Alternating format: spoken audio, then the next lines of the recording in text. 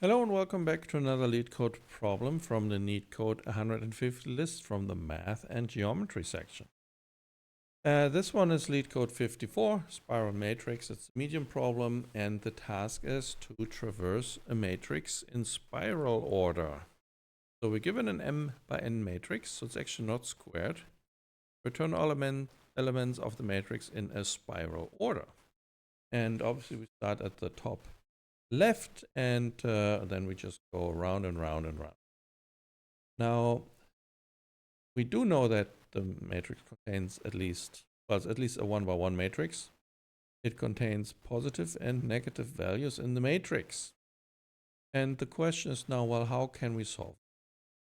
For the longest time I really disliked this problem. It's just too many edge cases and there's not an elegant solution to this really, and unless you do some math, keep track of how many items you have to iterate over per row and per column. So, well, how could you solve this? Well, you can see that when we walk through the matrix, we're always turning left, right? As soon as we can't go further, we're turning left, etc., etc., etc. So maybe one approach could be that we remember the cells that we already visited by x and y coordinate. And we also say that we cannot step out of bounds. So we could have a little helper function that tells us of whether we can take a step forward into the direction we're currently going. And if we can't, we just turn left. Now, we also know when we've traversed all the cells, that is when we've visited all of them, right? So we'll have a width and a height of the matrix that we should probably just, just get. Just going to write that for now. That gives us the width and the height. And we could keep track of where we went with a hash set. And we could encode every position with x and y as a tuple, right? Say our current position is just, well, we start at 0, 0. And now we have to determine, well, how do we encode the direction which we walk? So probably need something that tells us, how to update our position given the current position and the direction. And we need to iterate over the direction. So first we go to the right, then go to the bottom, then to the left, then we go upwards, and then go right again. And the way to do that is we could just have an array that contains the delta x and the delta y that indicate how are we going to update our x position and our y position. And when we go right, we update only the x. When we go down, we update only the y. When we go left, our x becomes negative. And when we go up, our y becomes negative. 0. So, and I would say, yeah, and we have to keep track of the current direction. And we just and our current direction is going to be the 0, means the first entry. Yeah. Cool. So far, so good. Well, now we have to have a result array, because we need to return, the elements in spiral order. Got to mention earlier, so we definitely need that. And well, now it's time to do the stepping. And while the length of our result is not the same as width times height, we know that we have not visited all of the cells. Right. Okay, so now what do we do? Well, we assume that the current position is a valid position. So what we will do now is we will take the value from the current position, and that is nothing but the matrix at the current position. X and Y is our current position. Get that from pos, and we're just going to get the value, and we're going to append that to our result. And now we need to make a step. And how do we do this? Well, we'll update our X and Y position by simply saying X plus equals direction and current direction. We should just use the variable D for the direction. So directions, D, X and the Y position, same way, D at bigger. Or we could just say dx, dy is direction.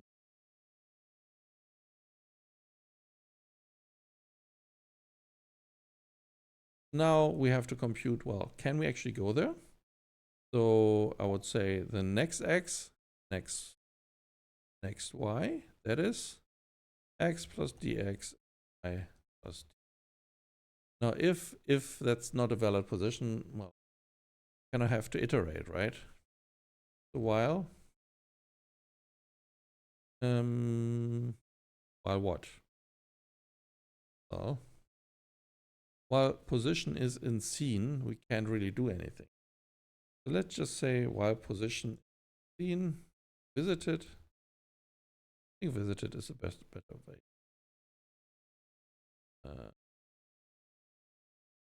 And of course,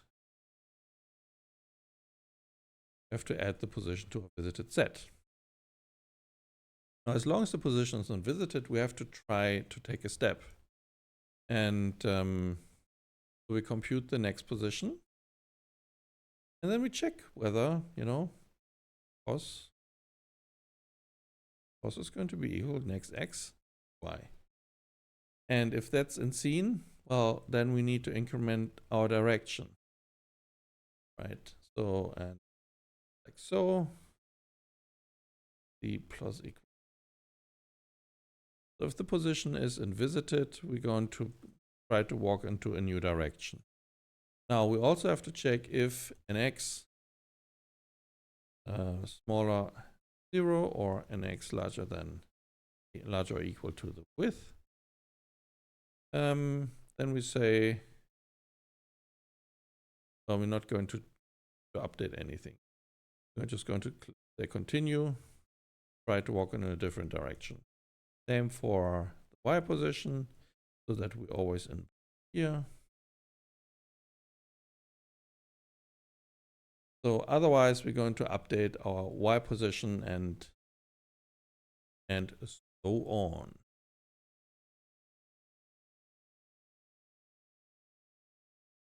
I'm struggling a little bit with the logic here, so maybe we should put this into a little helper function. So we just say def get next position and direction, and we just pass in a position. And we also pass in a visited set. So then all we need to do is we need to say pos equals get next position and direction, pass in the position, the current direction, and visited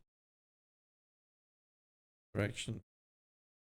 We get back that. Okay, yeah, let's do it like so. So we can isolate the code a little bit better.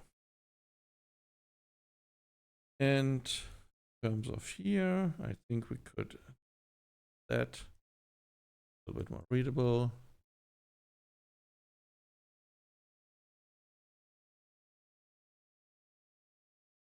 Cool.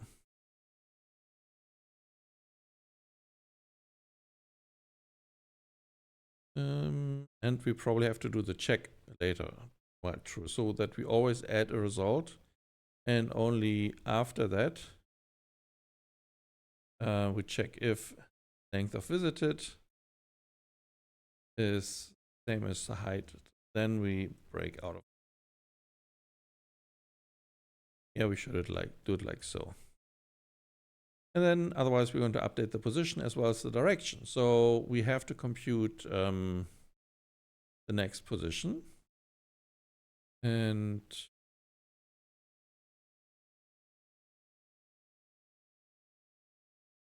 how do we do this? We have to compute the next position. And we have to have access to the direction. probably have to put that here. Visited is initiated here. Cool.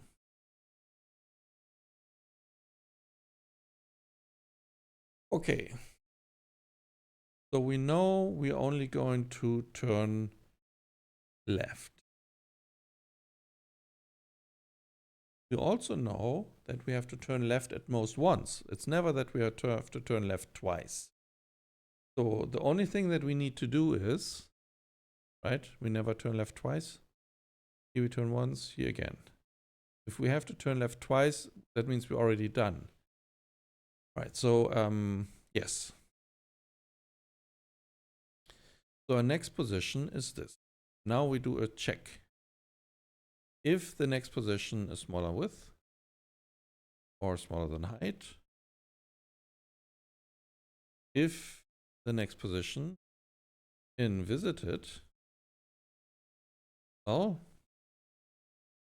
if any of those cases are true, that means we're going to need to update the direction, and then we are guaranteed to take a step. Just going to change this into a giant OR statement. If that is the case, we're going to increment our direction. And we're going to compute our new position, which is going to be exactly this. And so position at x plus dx and position of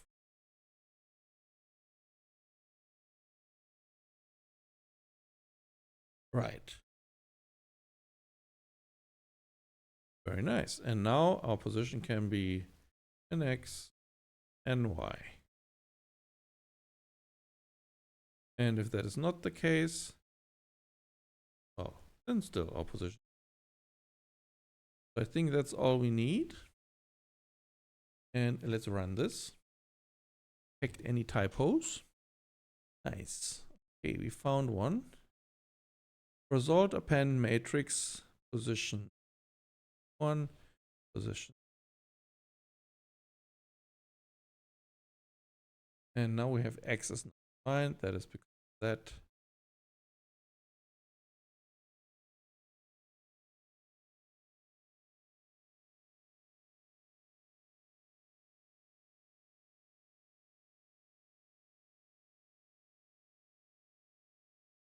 Directions. Why not?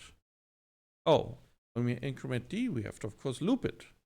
So that's going to be d plus 1% length action.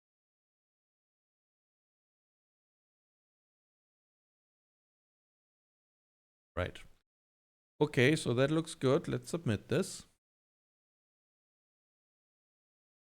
And it passes. Amazing. So, well, time and space complexity. What are we dealing with? Time and something space. So instead of terms of time, obviously we need to iterate over all of the cells. So that's n by n time. And next, get next position direction. That is a constant time, even if we have to do one retry, it's still constant time and also constant space. Now the visited set will contain all of the elements, or nearly all of the elements. And so, oh, it will contain all of them, yeah. All of the cells, so that's also the same base complexity as the end. Well, we're not able to actually get to a lower because the result requires us to have all of the elements in the original matrix in the output. So there are other approaches solving this problem, but this one would be one where you update the direction. Might be actually quite intuitive. There are other solutions, maybe I can outline them real quick, where you also define the directions to walk into, and then but you can remember, you know, how many steps you have to take, and every time you take a turn, the number of step left, right, up, and down changed. So you might start with a steps array in the beginning. So that is what will it contain? The amount of steps in the x direction. So that's just going to be the width. And how many steps in the height direction? Well, it's going to be height, but -1, because once you reach the end of the first row, you don't have to go the total height. The total height -1. So it's going to be height -1. And then what you simply do is, you just iterate.